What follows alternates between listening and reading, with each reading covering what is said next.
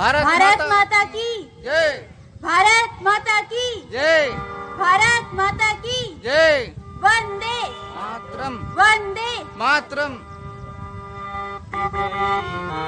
तिरंगा प्यारा झंडा ऊंचा रहे हमारा, विजयी विश्व तिरंगा प्यारा झंडा ऊंचा रहे हमारा, सदा शक्ति बरसाने वाला, प्रेम सुधा बरसाने वाला, वीरों को बरसाने वाला, मातृभूमि का तन मन सारा, विजयी विश्व तिरंगा प्यारा झंडा ऊंचा रहे हमारा, विजयी विश्व तिरंगा प्यारा झंडा ऊंचा रहे हमारा। आओ प्यारे वीरों आओ, देश धर्म पर बलि बढ़ जाओ, एक साथ सब मिलकर गाओ, प्यारा भारत देश हमारा, विजयी विश्व तिरंगा प्यारा झंडा ऊंचा रहे हमारा, विजयी विश्व तिरंगा प्यारा झंडा हमारा, शान इसकी जाने पाए, चाहे जान भले ही जाए, दिखलाए बदले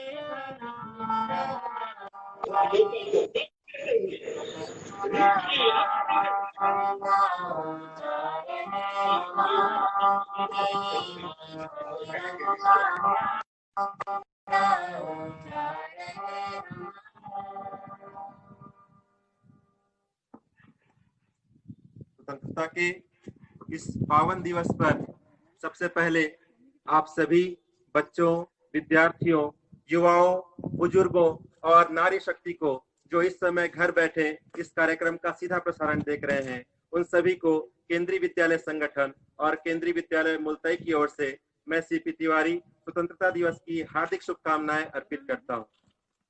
आप सभी को विदित है कि आज से 74 वर्ष पूर्व ठीक आज ही के दिन 15 अगस्त 1947 को 200 वर्षों की गुलामी के बाद हम आजाद हुए। इस उपलक्ष्य में आज का दिन उत्सव के रूप में मना रहे हैं, यह हमारे लिए गर्व की बात है। हम बहुत भाग्यशाली हैं जो कि इतिहास में हमें ऐसे महान स्वतंत्रता सेनानी और क्रांतिकारी मिले और उन्होंने न केवल देश को बल्कि आगे आने वाली पीढ़ियों को भी अंग्रेजों की गुलामी से आजाद करवाया। इस कारण हम आजाद हैं, नई नई उपलब्धियों और नए मुकाम को हासिल कर रहे हैं। आज हमारा देश तेजी से विकास कर रहा है। देश तेजी से तकनीकी, शिक्षा, खेल, वित्त और कई दूसरे क्षेत्रों में विकास कर रहा है, जो कि आजादी के बिना संभव नहीं था। परमाणु ऊर्जा में समृद्ध देशों में एक भारत भी है। Olympic, Commonwealth games, Asian games जैसे खेलों में भारत सक्रिय रूप से भागीदार है। आज भारत का गौरव विश्व में और भी ऊंचा हो गया है। भारत में उद्योग बढ़ रहा है और दुनिया भर की कंपनी यहाँ निवेश कर रही है। शिक्षा के क्षेत्र में भी देश ने नई ऊंचाइयों को छुआ है। ऐसे में देश के हर नागरिक को देश के प्रकृति को ध्यान में रखकर काम करते रहना चाहिए, क्योंकि ऐसे कई क्षेत्र हैं जहां भारत को अभी भी मजबूत होने की जरूरत है। आज हमारे देश की सरकार के पास रोजगार पैदा करने की चुनौती है। ऐसे में हमें एकजुट होकर देश की उन्नति के लिए काम करना चाहिए। कार्यक्रम की शुरुआत करते हुए सबसे पहले मैं हमारे विद्यालय के शिक्षकों को मंच पर आमंत्रित करना चाहूंगा कि वो मंच पर आए और स्वतंत्रता को समर्पित अपना एक गीत प्रस्तुत करें।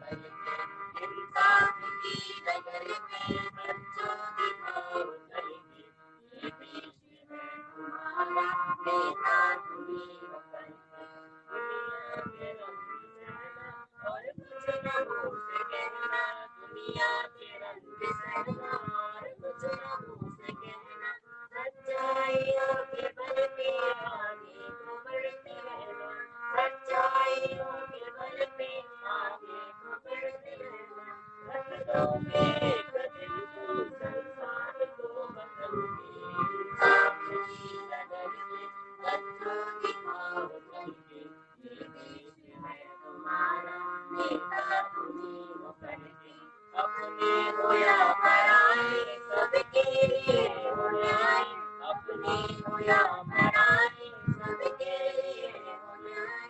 देखो कदम तुम्हारा हरगिज़ न डगमगाए, देखो कदम तुम्हारा हरगिज़ न डगमगाए। रास्ते बड़े कठिन हैं डगर पे बच्चों निभाओ चल के, ये देश है तुम्हारा नेता तुम्ही हो करके।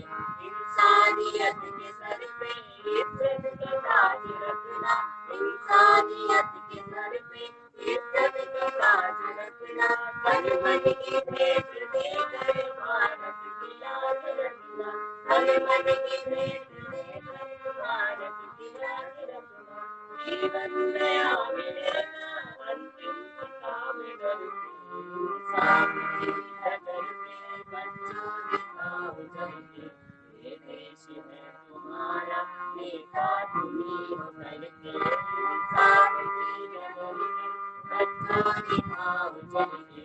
ये देश है तुम्हारा नेता तुम्ही हो करके, ये देश है तुम्हारा नेता तुम्ही हो करके, ये देश है तुम्हारा नेता तुम्ही हो करके। सभी शिक्षक साथियों को धन्यवाद। मैं आपको बताना चाहूंगा कि प्रत्येक वर्ष मनाए जाने वाले स्वतंत्रता दिवस की एक, और आप सभी इस बात को जानते हैं कि पूरी दुनिया में कोरोना वायरस महामारी का प्रकोप लगातार जारी है, जिसकी वजह से देश आर्थिक संकट से जूझ रहा है। इस बात स्वतंत्रता दिवस 2020 की थीम आत्मनिर्भर भारत, स्वतंत्र भारत रखी गई है। आज इस दिशा में भारत की उपलब्धियों के विषय में आपको संक्षेप में कुछ बताना चाहता हूं। आत्मनिर्भर भारत की ओर बढ़ता देश। आत्मनिर्भर भारत कोई नई बात नहीं है। वास्तव में यह विचार महात्मा गांधी के ग्राम स्वराज की अवधारणा का ही नया रूप है। गांधी जी ने हमेशा गांव को स्वावलंबी बनाने के लिए कुटीर उद्योगों को बढ़ावा देने की बात की थी। आत्मनिर्भर भारत का तात्पर्य है दुनिया के साथ जुड़े रहते हुए आर्थिक विकास के साथ अपने लोगों के जीवन की गुणवत्ता सुधारना और भारत के भविष्य का पुनर्निर्माण करना। भारत ने आजादी के बाद इस क्षेत्र में काफी विकास किया है। भारत ने बैलगाड़ी से लेकर चंद्रयान 2 का सफर अकेले अपने दम पर ही तय किया है। नए नए आविष्कारों, खोजों और तकनीकी विकास से भारत ने विश्व में अपनी एक अलग पहचान बनाई है। आज विश्व समुदाय भारत की तरफ बड़े उम्मीद व आशा भरी नजरों से देखता है। भारत की अर्थव्यवस्था आज एशिया की तीसरी सबसे बड़ी अर्थव्यवस्था है। आजादी के बाद भारत तेजी से विश्व शक्ति बनकर उभरा है। इस कारण सामाजिक और आर्थिक रूप से कई बदलाव भी आए हैं। अंतरिक्ष में लंबी छलांग। भारत ने अंतरिक्ष में लंबी छलांग लगाई है। 19 अप्रैल 1975 जब इसरो ने अंतरिक्ष युग की दुनिया में प्रवेश कर एक अभूतपूर्व कीर्तिमान रचा था, तब से भारतीय वैज्ञानिकों ने देश के पहले उपग्रह आर्यभट्ट को अंतरिक्ष में छोड़ा था। आज एक और जहां भारत ने अंतरिक्ष में स्वदेशी उपग्रह स्थापित करके सैटेलाइट की दौड़ में अपना अग्रणी स्थान बनाया हुआ है, वहीं दूसरी ओर चंद्रयान 2 को चांद के दक्षिणी ध्रुव पर उतारने का सफल प्रयास किया गया। यह चंद्रयान 2 पूरी तरह से स्वदेशी था। इसके निर्माण से लेकर इसका डिजाइन तथा प्रक्षेपण सब कुछ भारतीय वैज्ञानिक के द्वारा किया गया था। मंगल ग्रह का पहला मिशन नवंबर 2013 में लॉन्च किया गया था, जो सफलतापूर्वक 24 सितंबर 2014 को मंगल ग्रह की कक्षा में पहुंच गया। इसके अलावा और कई उपलब्धियां भी भारतीय अंतरिक्ष विभाग व वैज्ञानिकों के खाते में दर्ज है।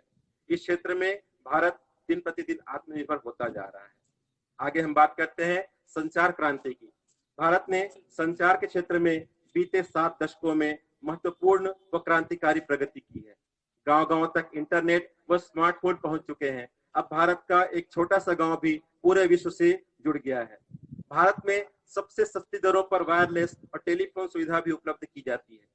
भारत में डिजिटल इंडिया प्रोग्राम की शुरुआत की गई, जिसके माध्यम से लोग हर सुविधा व जानकारी घर बैठे बैठे ले सकते हैं, चाहे वो किसी सरकारी योजना की जानकारी हो या किसी अन्य विषय की। बिजली, पानी का बिल भरना अब लोगों के लिए बहुत आसान हो गया है। पहले घंटे आगे बात करते हैं भारत के स्टार्टअप योजना की। भारत सरकार द्वारा स्टार्टअप स्टैंड अप योजना चलाई जा रही है, जिसका उद्देश्य है भारत के युवाओं को रोजगार के लिए प्रोत्साहित करना तथा नए नए इनोवेटिव आइडिया के जरिए नए नए व्यवसाय को स्थापित करना। इसके लिए युवाओं को अच्छी खासी आर्थिक सहायता भी दी जा रही है, ताकि युवा अपने देश में ही रहकर अपने उद्योग धंधों को स्थापित करें, भारत में रोजगार पैदा हो सके और अधिक से अधिक वस्तुओं का निर्माण भारत में ही हो, ताकि हमारे दूसरे देशों पर निर्भरता खत्म हो जाए और भारत की अर्थव्यवस्था मजबूत हो सके। इसी क्रम में कार्यक्रम को आगे बढ़ाते हुए मैं विद्यालय की शिक्षिका श्रीमती नीलम यादव को मंच पर आमंत्रित करना चाहता हूं कि स्वतंत्रता दिवस के लिए वो अपना वक्तव्य यहाँ पर प्रस्तुत करें।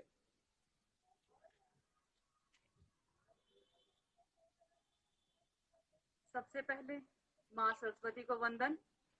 इस विशेष दिन के उपलक्ष्य में माँ सरस्वती के बाद अपने विद्यालय प्रांगण इस धरा कर्मठ मार्गदर्शक प्रेरणा स्रोत प्राचार्य महोदया को सादर अभिनंदन करती हूँ और मेरे सभी साथीगण को नमस्कार। मैं अपने पूरे देशवासियों यह बात आपको बताने की आवश्यकता नहीं है कि आज हम किस उपलक्ष्य पे यहाँ एकत्रित हुए हैं, लेकिन यह 15 अगस्त बहुत विशेष है बाकी वर्षों की अपेक्षा, क्योंकि जब हर बार हम स्वतंत्रता दिवस मनाते थे तो बच्चे होते थे, अभिभावक होते थे, उमंग होती थी, उल्लास होता था। आज स्वतंत्रता दिवस मनाने का उमंग और उल्लास तो हो सकता है, लेकिन बयां करने का अवसर नहीं। लेकिन अगर यहाँ भी मैं कोरोना वायरस के बारे में बोलने लग गई तो इस दिन का विशेष महत्व खत्म हो जाएगा।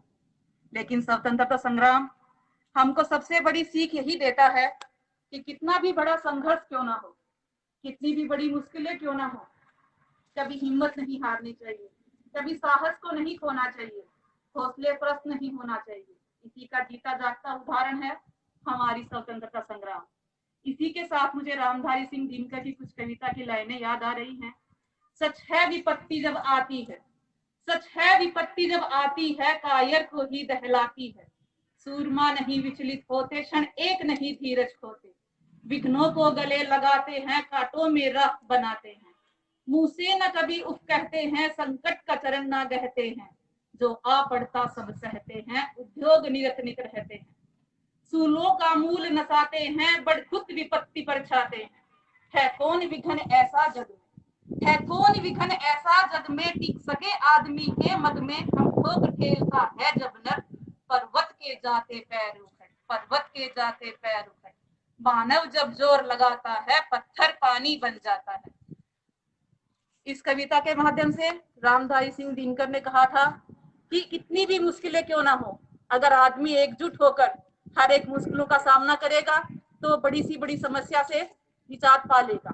और यही समस्या आज हमारे देश, न अभी तो हमारे देश बल्कि संपूर्ण विश्व को घेरे हुई है एक महामारी के लेकर। आज हम सब स्वतंत्रता दिवस का 74वां वर्ष बना रहे हैं। क्या स्वतंत्रता हमको पूर्ण रूप से 1947 को मिली? स्वतंत्रता का मतलब क्या है? स्वतंत्रता का मतलब है व्यक्ति को अपने जीवन का अधिकार, आजीविका का अधिकार, और न केवल अधिकार, अपने कर्तव्यों का भी बोध पूर्ण रूप से हो। अगर सही मायने में स्वतंत्रता की बात की जाए तो जब संविधान का निर्माण हुआ, जब हर एक व्यक्ति को अपना अधिकार, अपने कर्तव्यों का बोध हुआ, तब जाकर जो आंशिक स्वतंत्रता हमें 1947 को मिली, वह पूर्णतः 1949 में जाकर हमारे सामने प्रस्तुत हुई। लेकिन वस्तुतः क्योंकि हमारा देश विदेशी आक्रांताओं से हमेशा पीड़ित रहा है, इसलिए हम 1947 को ही स्वतंत्रता दिवस के रूप में मानते हैं। और मैं भी मानती हूँ, एक शिक्षक होने के नाते मैं स्वतंत्रता के मूल्यों को, स्वतंत्रता के संघर्ष में जितने सेनानियों ने, जितने वीरों ने बलिदान दिया है, मैं हमेशा अपने जहन में इस बात को रखती हूँ कि मेरे बच्चे भी राष्ट्रवाद की भावना पल्लवित हो, वो भी एक श्रेष्ठ नागरिक बने, और जब देश पर न्यौछावर करने की बात हो तो वो अपने कदम पीछे ना हटाए, बाकी दूसरों से 2 कदम हमेशा आगे रहे। अगर मेरे बच्चे ये कर पाएंगे तो मैं सच्चे मायनों में एक आदर्श शिक्षिका बन पाऊंगी, और मेरे मायनों में स्वतंत्रता का श्रेष्ठ नागरिक निर्माण करना ही सबसे बड़ा अर्थ होगा, जो स्वतंत्र रूप से अपने देश के प्रति एक सोच विकसित कर सके, और न केवल देश के प्रति बल्कि अपने संपूर्ण विश्व के प्रति अगर उनके पास में कोई कर्तव्य बोध हो, तो वही मेरे लिए सच्ची शिक्षा होगी। इसी के साथ मैं अपना जो संदेश था आप लोगों को पहुंचाने के लिए उसमें विराम चाहूंगी। जय हिंद, जय भारत। समय ऐसा आ गया है कि तालियों के लिए तो नहीं कह सकते हैं, लेकिन जो भी विद्यार्थी या पेरेंट्स जो है ये कार्यक्रम जो सीधा प्रसारण देख रहे हैं, उनसे निवेदन करता हूं कि जो भी फेसबुक लाइव या यूट्यूब लाइव के माध्यम से इस कार्यक्रम को देख रहे हैं, वो इस कार्यक्रम के वीडियो पर लाइक और कमेंट जरूर करें। और साथ ही मैं अपने शिक्षकों से भी निवेदन करता हूं कि अपना स्थान वो ग्रहण कर सकते हैं। और जैसा कि मैं पहले बता रहा था, आत्मनिर्भर भारत की ओर क्या क्या कार्यक्रम हो रहे हैं भारत में, और इसी क्रम में सबसे पहले अब हम बात करते हैं अर्थव्यवस्था की। अर्थव्यवस्था के बाद कृषि क्षेत्र में हमारे भारत ने जो आत्मनिर्भरता दिखाई है उसके बारे में आपको बताता हूं। भारत कृषि क्षेत्र में आत्मनिर्भर बन चुका है। आजादी के बाद भारत ने कृषि में अभूतपूर्व विकास किया है। उत्पादन के मामले में भारत ने कई देशों को पीछे छोड़ दिया है। भारत दालों का सबसे बड़ा उत्पादक है, चीनी का यह दूसरा सबसे बड़ा उत्पादक है और कपास का तीसरा सबसे बड़ा उत्पादक देश है। जैविक किसानों की कुल संख्या के मामले में भारत आज भी नंबर 1 बना हुआ है। भारत पशुधन के मामले में भी संपन्न राष्ट्र है, जिस कारण भारत दुनिया का सबसे बड़ा दूध और मक्खन का उत्पादक भी है। चिकित्सा के क्षेत्र में भारत कैसे नित नई ऊंचाइयों को छू रहा है, इसको बताते हुए मैं आपको कहता हूं कि आजादी के बाद भारत ने चिकित्सा के क्षेत्र में भी लगातार तरक्की की है। जिन असाध्य रोगों के महंगे इलाज के लिए भारतीय विदेशों का रुख किया करते थे, आज मेडिकल साइंस में हुई प्रगति के कारण उनका सस्ता इलाज ढूंढते हुए विदेशी भी भारत को अपनी पहली पसंद बताते हैं। जिस वायरस से आज पूरा विश्व ग्रसित है, उस कोरोना महामारी के इलाज हेतु अमेरिका जैसी महाशक्ति को प्राण रक्षक औषधि हाइड्रोक्सीक्लोरोक्विन के लिए भारत के सामने झुकने पर आज मजबूर कर दिया है। प्रतिदिन लाखों नमूनों का सफल परीक्षण भारत में किया जा रहा है। स्टार्टअप के माध्यम से भारत में प्रतिदिन हजारों की संख्या में वेंटिलेटर और पीपीई किट तथा लाखों की संख्या में मास्क तैयार किए जा रहे हैं। पिछले दिनों केवल 30 सेकेंड में 5 वर्ग मीटर क्षेत्र में कोरोना वायरस को मारने वाले माइक्रोवेव डिवाइस अतुल्य को लॉन्च किया गया। इसके बाद हम बात करते हैं शिक्षा के क्षेत्र में। सभी बच्चों को स्कूली शिक्षा प्रदान करने के वैकल्पिक तरीकों का उपयोग करते हुए घर पर शिक्षा प्रदान करने के लिए एनसीईआरटी ने सभी 4 चरणों के लिए वैकल्पिक शिक्षक शैक्षणिक कैलेंडर तैयार किया है। प्राथमिक, उच्च प्राथमिक, माध्यमिक और उच्च माध्यमिक। नई राष्ट्रीय शिक्षा नीति के अंतर्गत भारत सरकार ने अपनी ताजा घोषणाओं में शिक्षा क्षेत्र हेतु कुछ विशेष कदम उठाने के प्रस्ताव रखे थे, जैसे डिजिटल ऑनलाइन शिक्षा तक मल्टी मोड पहुंच का कार्यक्रम प्रधानमंत्री ई विद्या योजना, विद्यार्थियों, अध्यापकों व परिवारों के स्वास्थ्य व भावनात्मक तंदुरुस्ती हेतु मनोसामाजिक समर्थन की पहल मनोदर्पण, स्कूल प्रारंभिक बचपन व अध्यापकों के लिए राष्ट्रीय पाठ्यक्रम व शिक्षा के वैज्ञानिक ढांचे की भी शुरुआत की जाएगी। राष्ट्रीय शिक्षा नीति यानी कि एनईपी 2020 का उद्देश्य भारत की शिक्षा प्रणाली के सभी पहलुओं को नया रूप प्रदान करना है, जो पिछले 3 दशकों से चल रहे हैं, और इसे शिक्षा के सर्वोत्तम वैश्विक मानकों के नजदीक लाना है। एनईपी में परंपराओं और अंतः विषय दृष्टिकोण के बीच एक संतुलन स्थापित किया गया है। एनईपी साधनों का एक मिश्रण है जो छात्रों को वैश्विक दुनिया के साथ प्रतिस्पर्धा करने में सक्षम बनाता है, साथ ही साथ भारत के मूल्यों, संस्कृति और भाषाओं को समझने में भी। वर्ष 2025 तक ग्रेड 5 में प्रत्येक बच्चा सीखने के स्तर प्राप्त करे, इसके लिए दिसंबर 2020 तक national foundational literacy and numeracy mission प्रारंभ किया जाएगा। आपका ज्यादा समय न लेते हुए मैं मंच पर आमंत्रित करता हूं हमारे विद्यालय की प्राचार्य महोदया को, ताकि वो मंच पर आकर के आज के इस दिवस को समर्पित अपना अध्यक्षीय उद्बोधन आपके सामने प्रस्तुत करें।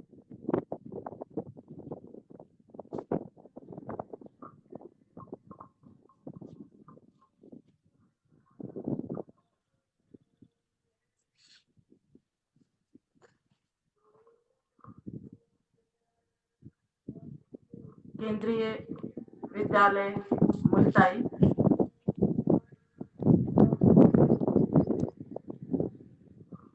हमारे स्कूल के सभी बच्चे को स्वतंत्रता दिवस की हार्दिक शुभकामनाएं। बच्चे अभी घर में हैं, उनके साथ में अभिभावक, हमारे शिक्षक, हमारे कर्मचारी सभी को स्वतंत्रता की हार्दिक शुभकामनाएं। बच्चों, हम 74वां स्वतंत्र दिवस मना रहे हैं और स्वतंत्र दिवस मनाने का एक अलग जोश होता है, पर आज परिस्थिति अलग है। फिर भी हमें सबसे पहले जिन लोगों ने, या जो स्वतंत्रता सेनानी हैं, जिन्होंने हमें स्वतंत्रता दिलाई, उनका मैं नमन करते हुए, उन्हें याद करते हुए हम अपने देश को आगे की ओर बढ़ाने का जो श्रेय है वो बच्चों को होना चाहिए। अभी जितना हमने देश का विकास किया है उसमें बच्चों का भी योगदान होना चाहिए। बच्चों का योगदान कैसा हो सकता है? उनकी शिक्षा के माध्यम से वो जो भी सोर्सेस यहाँ उपलब्ध होते हैं देश के अंदर, उन संसाधनों का उपयोग करते हुए अच्छे से अच्छी शिक्षा प्राप्त करें, अच्छे गुण हासिल करें, सत्यता बोले, दूसरों का सम्मान करे, बड़ों का सम्मान करे और उसके साथ में नए नए अच्छी अच्छी आदतों का आत्मसात करे, ताकि हमारा देश आगे उन्नति की ओर बढ़ सके। बच्चों को तो वैसे ही पता है, लेकिन बच्चों का रोल अभी वर्तमान समय में बहुत अधिक हो गया है, क्योंकि बच्चे अभी घर में हैं, घर में वो ऑनलाइन पढ़ाई कर रहे हैं और मुझे मालूम है कि हर परिस्थितियों में हमें रहना आना चाहिए। यदि हम स्कूल में थे तो उस समय अलग जोश होता था, और घर में है तो हमें स्वतंत्रता दिवस बहुत ही उत्साह के साथ में, उमंग के साथ में मनाना चाहिए। और मैं चाहती हूँ कि हमारे जो केंद्रीय विद्यालय बच्चे हैं बहुत उत्साह से आज के दिन हमें जो प्राप्त हुआ है इसको प्राप्त करने के लिए हमारे देश के जो सेनानी हैं वो कौन कौन सी ऐसी यातनाएं उन्होंने यातनाओं को सहन करके देश को स्वतंत्र करने के लिए, हमारे देश को स्वतंत्र करने के लिए अपना योगदान दिया। बच्चों, हमें ये जब स्वतंत्र सेनानी, इसके बारे में हमें पढ़ना अवश्य चाहिए और उन्होंने कौन कौन से ऐसे काम करे जिससे हमें ये दिन देखने मिला। तो मैं चाहती हूँ कि बच्चे अधिक से अधिक इतिहास में जाए और उनके बारे में पढ़े। और आने के लिए मेरे को ये लगता है बच्चों, सबसे पहले तो बच्चों को ये है कि ज्ञान अर्जित करना। ज्ञान अर्जित करने के साथ में बच्चों, एज ए बच्चे हम बहुत सारे काम कर सकते हैं देश की सफाई के लिए, देश के विकास के लिए। देश में पॉलिथीन का उपयोग ना करें, है ना, इन सब बातों का हमें बहुत याद रखना। और दूसरी बात ये है कि ये जो कोरोना वायरस है, ये कोरोना वायरस के भी अनेक कारण है, एक कारण नहीं है। पहला कारण तो देश की जनसंख्या तीव्र गति से बढ़ रही है, और ये आपको पता होना चाहिए, यदि किसी भी देश की जनसंख्या तीव्र गति से बढ़ती है तो प्राकृतिक प्रकोप बहुत अधिक आते हैं। हमारे देश में अभी देखते हैं बाढ़ आ रही है, लोगों का अनेक प्रकार की, ये कोरोना वायरस बहुत अधिक जकड़ा हुआ है। उसके साथ साथ में हमें अनेक तरह की समस्याओं का सामना करना है। तो हमको इस बात का ध्यान रखना पड़ेगा कि जो भी सोर्सेस हमारे देश में उपलब्ध है उन सोर्सेस का उपयोग करें। ज्यादातर हम ऐसा वातावरण बनाएं कि देश में हम स्वदेशी वस्तु का उपयोग कर सके। स्वदेशी वस्तु में हमको ऐसी वस्तु का उपयोग करना जो हमारे देश में बनाई गई है, क्योंकि हमारे देश में वर्तमान समय में अनेक समस्या उत्पन्न हो रही है। सबसे पहली समस्या ये है कि हमारे देश में रोजगार के अवसर बहुत कम हो गए हैं। तो रोजगार के अवसर बनाने के लिए हमें भी, और बच्चों को भी, और शिक्षकों को और आम जनता को ये सोचना चाहिए कि हम किस तरीके से अपने देश के विकास में अपना योगदान दे सकते हैं। इसके साथ साथ में जो सेनानी लोग ने हमें जो आजादी दी है, उन आजादी को हम अनेक, हमारे देश में समस्याएं है। सबसे पहली बात है कि पहले हम एक अच्छे नागरिक बने, सत्यता पे चले, सत्य का समर्थन करें, विरोधी जो बातें गलत हो रही है उसको गलत कहने की क्षमता होनी चाहिए कि हाँ ये गलत हो रहा है। और हमें इस बात का भी ध्यान रखना चाहिए कि हमारे देश में अनेक प्रकार की ऐसी सांप्रदायिकता हो रही है जो हमारे देश के लिए हानिकारक है। ये कोरोना वायरस अलग है, लेकिन अभी भी धर्म के नाम पे, धर्म एक ऐसा विचार है जो हम अपने जीवन में अच्छी बातें लाना, ना कि दूसरों को मारना, दूसरों का विरोध करना और उसे चोट पहुंचाना, ये हमारा उद्देश्य नहीं होना चाहिए। और शिक्षा और मानवता हमको यही सिखाती है कि हम एक दूसरे से भाईचारे के साथ रहें। आज का वातावरण इस तरीके से हो गया है कि एक दूसरे का दर्द लोग समझना पसंद नहीं करते हैं। एक दूसरे का एहसास करें कि यदि मैंने किसी को एक डांटा मारा, उसका दर्द उसे कितना होता होगा। यदि हम मानवता के लक्षण को और आगे बढ़ाएंगे और मानवता हमने मानवता बहुत अधिक होगी तो हम आगे जो समस्या हमारे देश में अभी हम देखते हैं और न्यूज में तो आए दिन देखते हैं। और चरित्रवान होना बहुत जरूरी है बच्चों। चरित्रवान ऐसा एक लक्षण है जो मानव को या इंसान को या नागरिक को एक अच्छा उच्च विचार वाला नागरिक बनाता है। चरित्रवान होना बहुत जरूरी है। आज के समय में ऐसी ऐसी घटनाएं घट रही है जिसमें हम कभी सोच भी नहीं सकते कि ऐसी घटनाएं घटनी हमारे देश में क्यों हो रहा है, जबकि लोग शिक्षा के क्षेत्र में, लोगों के विचारों में, रहन सहन में, लोग धार्मिक प्रवृत्ति के हैं। बहुत सारे ऐसे काम हो रहे हैं, लोग मंदिर में जाते हैं, मस्जिदों में जाते हैं, हर जगह जा रहे हैं, फिर विचारों में इतना परिवर्तन कैसे? ये हमें सोचना ही पड़ेगा कि हम सारे काम कर रहे हैं, धार्मिक प्रवृत्ति, पाठ पूजा सब कर रहे हैं, लेकिन विचारों में वो बात नहीं आ पा रही है। इसके कारण हमारे देश में अनेक ऐसी घटनाएं हम सोच के भी हमको बहुत ऐसा एहसास होता है कि इतना एजुकेटेड, ये हम इतना एजुकेशन, हमारे इतने विश्वविद्यालय प्रोफेसर है, शिक्षक है, विद्वान लोग हैं, फिर ये समस्या है क्यों? तो बच्चों इनको आपको इस पे विचार करना ही होगा। एक दूसरे का पूरा सम्मान करें, माँ बाप का, भाई बहनों का, दोस्तों का, बहन का या गर्ल्स है उसका सम्मान करना बहुत जरूरी है।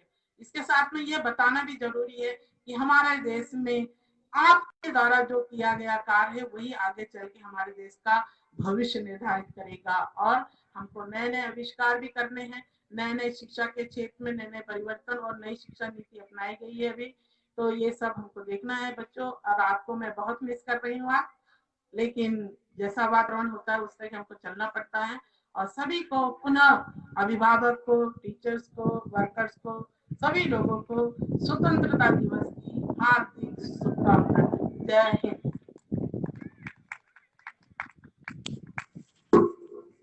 सभी दर्शक जो लाइव इस कार्यक्रम को देख रहे हैं उनसे पुनः मैं निवेदन करूंगा कि इस कार्यक्रम को अधिक से अधिक लाइक और कमेंट करके सफल बनाएं। और इसी क्षेत्र में, इसी क्रम में मैं आगे अपनी बात रखता हूं। कुछ एक और जो क्षेत्र है जिसमें भारत अभी भी आत्मनिर्भर बना हुआ है और लगातार उसके लिए कार्य किया जा रहा है, इससे सबसे पहले बात करेंगे सैन्य शक्ति के बारे में। भारत ने अपनी सैन्य शक्ति में अभूतपूर्व विस्तार किया है। अत्याधुनिक हथियारों, उपकरणों के साथ साथ राफेल से भी हमारी सेना सुसज्जित हो गई है।